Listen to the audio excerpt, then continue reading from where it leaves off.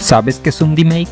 Al contrario que un remake que busca actualizar un juego mejorando sus gráficos, sonidos o jugabilidad para hacer que se muestre más moderno y acorde a nuestros tiempos, un remake con D es exactamente lo contrario: rebajar todo el contenido de un título para que su apariencia luzca como si hubiera salido en épocas pasadas.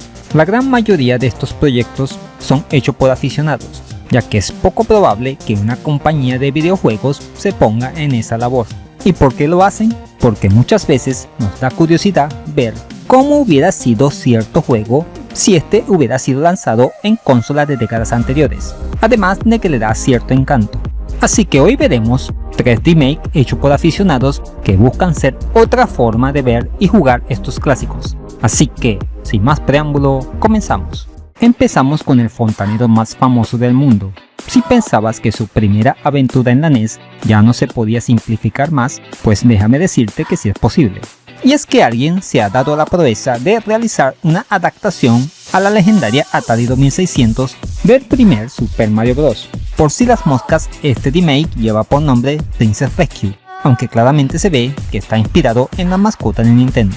Su autor, Chris Sprite, también es conocido por elaborar Zippy the Porcupine, la versión de Sonic también para Atari 2600 y que pasó por este canal hace mucho tiempo. Gráficamente se ha hecho lo que se podía en esta consola tan super limitada. El sprite de Mario es lo más destacado junto con los diseños de los enemigos. Literalmente no existen fondos y los demás elementos son simples bloques de diferente color.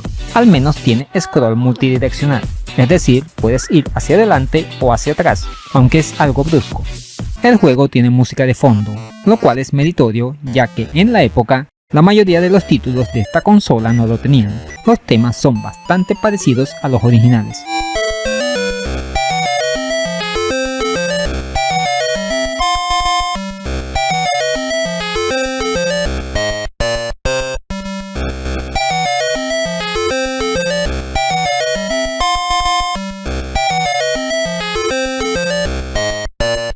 Debido a lo super limitado que es un control de un Atari 2600 con un solo botón, este se usa para el salto.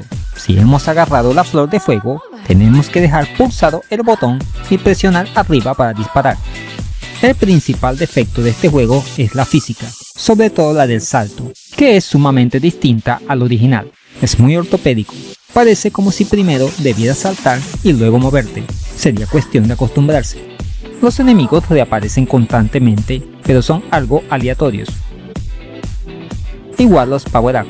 De pronto el bloque que te dio un hongo, a la próxima no te da nada. El juego tiene 4 mundos de 4 etapas cada uno. Los enfrentamientos con los jefes recuerdan a los del Super Mario Bros. 3. Para terminar, decir que se pueden conseguir ediciones físicas por si quieres una conversión bastante meritoria, aunque con defectos y bugs. No se le puede pedir más a un Atari 2600. Continuamos con un remake de uno de los juegos multijugador más populares de los últimos tiempos. Estamos hablando de Splatoon y el fangame que veremos lleva por título Splatoon Torrential Flame. El mismo fue elaborado utilizando GameMaker Studio y creado por Lantern Lion 64 como programador, Sonic K 2048 como artista de sprites y la música a cargo de Super Andrew Bro. Debido a que la mecánica 3D de Splatoon es difícil de trasladar al 2D, optaron por más bien elaborar un título de plataformas que aprovecha algunas de las características de este juego. Nuestro objetivo es llegar a la cima de todo, para destruir la máquina que está produciendo la subida del agua y salvar a la ciudad de Incópolis. Los gráficos son bastante sencillos aunque cumplidores, incluso tienen una estética que recuerda a juegos de 8 bits. Los fondos son planos y de un solo color. No van a pasar a la historia por tener un super apartado artístico, pero son limpios y se aprecian bien los detalles. Además, el efecto de la tinta está bien logrado, así también el spray del Inkling está muy conseguido. La música solo consiste en un tema que se escucha a partir de que el agua empieza a subir.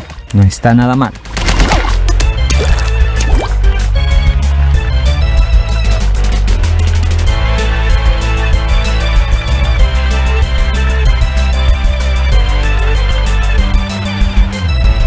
Los efectos de sonido, tanto de las voces como los FX, cumplen con su cometido. fueron ripiados por Random Talking Boss.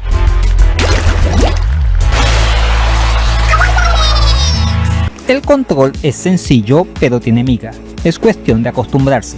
Admite soporte para controles, lo que facilita las cosas. Basándome en el control de Xbox, el botón A corresponde al salto, el gatillo derecho dispara y con el izquierdo nos transformamos en calamar. Al ser un juego de plataformas que copia la jugabilidad de Splatoon, aprovecha el uso de la tinta para pintar las paredes y poder escalar por ellas transformados en calamar.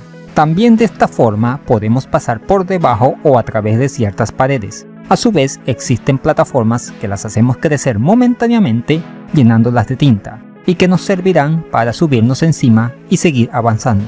El juego es bastante corto pero muy entretenido una vez empiezas a dominar la jugabilidad, ya que al principio es un poco lioso. En fin, una buena alternativa si buscas entretenerte de forma distinta con algo basado en Splatoon. Finalizamos con una recreación de Mega Man X, pero al estilo 8 bits, el cual lleva por nombre Mega Man X Remake. El encargado de su desarrollo se hace llamar Boy Frank, y para ello utilizó el lenguaje de programación Godot. Su autor afirma que se inspiró en otro remake, Mega Man 7 Famicom.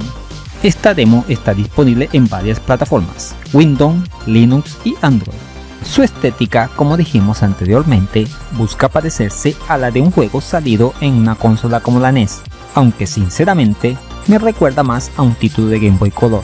De hecho, se parece bastante al Mega Man Stream, con el cual guarda bastantes similitudes, sobre todo en el uso del color, aunque con más resolución y detalle. La música y efectos de sonido son versiones chiptune al estilo 8 bits y suenan bastante parecidas a los originales.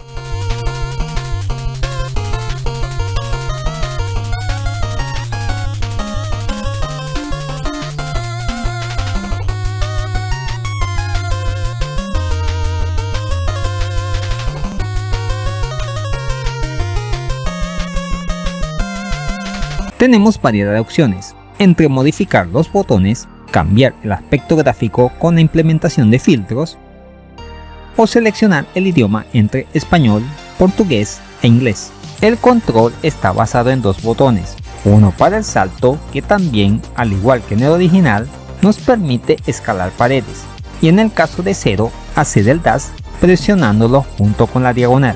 El otro botón es para el disparo, que nos permite, si lo dejamos pulsado, cargar el Mega Booster. Otro detalle es que podemos disparar agachados.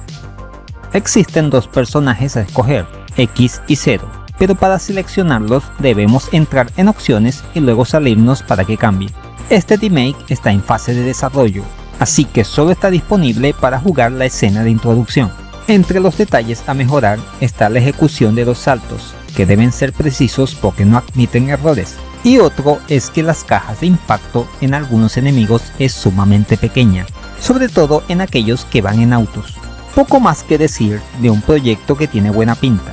Esperemos que llegue a buen término su desarrollo, que apenas acaba de empezar. En conclusión, una nueva forma de jugar tus juegos favoritos, pero vistos desde otra perspectiva, imaginando cómo habrían lucido si se hubieran lanzado años atrás. Un aspecto muy curioso del mundo de los videojuegos. Y eso es todo, amigos. ¿Qué te han parecido estos 3 remakes de esos populares títulos? ¿Te parece interesante? ¿A qué juego te gustaría que le hicieran un remake? Déjamelo saber en los comentarios. Y ya sabes, no es lo mismo un remake que un downgrade.